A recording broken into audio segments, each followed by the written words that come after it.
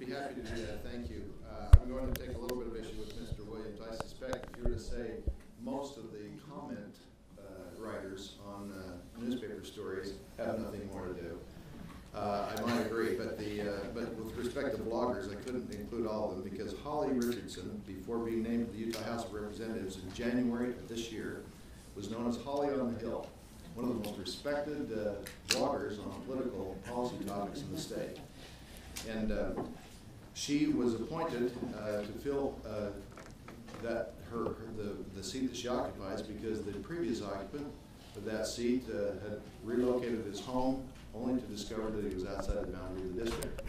And so through the processes specified, Holly was selected by the delegates in her precinct and appointed by Governor Herbert.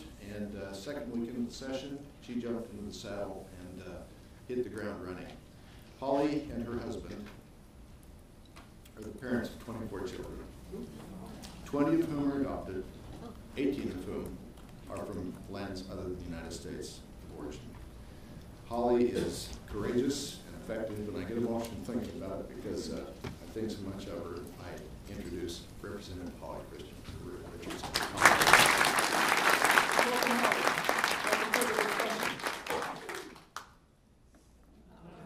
There's a sound challenge here. Okay, there it is. Okay, I can hear myself. That's weird. Like Stan mentioned, I have kind of a long history of political involvement and activism, looking especially from a conservative viewpoint, and I bring some unique experiences to the table. As we've adopted children internationally, we've had to deal with our very broken immigration system that we have on a federal level. And as the Utah legislature decided that they were going to tackle this issue this year, I want you to know that we were not like Wisconsin. We did not have people take off and go to another state because they didn't want to have the difficult conversation. We stayed and we had those conversations. They were uncomfortable at times. I think there were people who felt like you cannot be a good Mormon and vote for this bill. You cannot be a good Mormon and vote against this bill. You cannot be a conservative and vote for the bill. You cannot be a conservative and vote against the bill. This bill, the guest worker bill that we passed, was only one of a package of 4 different bills. So the 4 bills include an enforcement arm, which goes into effect immediately. It's very similar to Arizona's 1070 without the portions that the federal government sued for. We also have the guest worker permit. We also have a pilot program to establish a guest worker exchange between Nuevo Leon, Mexico, and Utah. And then we proposed another pilot program of allowing Utah residents to sponsor someone from any country to come to Utah. So certainly there's some unique thought in trying to figure out this problem. One of the things we faced as we looked at this issue is, what is the federal government doing? And I think the answer is clear. I think you know this in Arizona. The federal government has completely abdicated their duty to take care of immigration. They are not doing their jobs. And how do you get their attention? I think last year 1070 got their attention. This year, certainly HB 116 has gotten their attention. Resolutions mean nothing.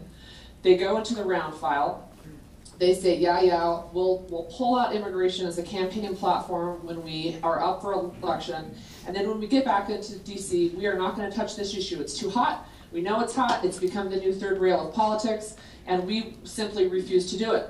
So today, coincidentally, the Wall Street Journal has an opinion piece, and they put forward this idea that if states are supposed to be the laboratories of democracy, then you need to states try things. So they conclude the editorial, let me read it. States are passing these laws because Congress has abdicated. Instead of ordering Utah to step back in the line, or else the administration might consider what I can learn from Utah legislators who made a good faith effort. We feel in Utah that this was not meant to be something that the Utah legislature needed to address. It was something the federal government needed to address. But instead, what they have done is allow unlimited access almost to the country through illegal immigration, because we have closed the front door. We have broken legal immigration. We will not allow people to come here in an orderly, streamlined fashion. Waiting 10 to 20 years and hoping you win the lottery is not a workable solution. But we have a back window that's wide open. So the federal government says to the states, You have this mess.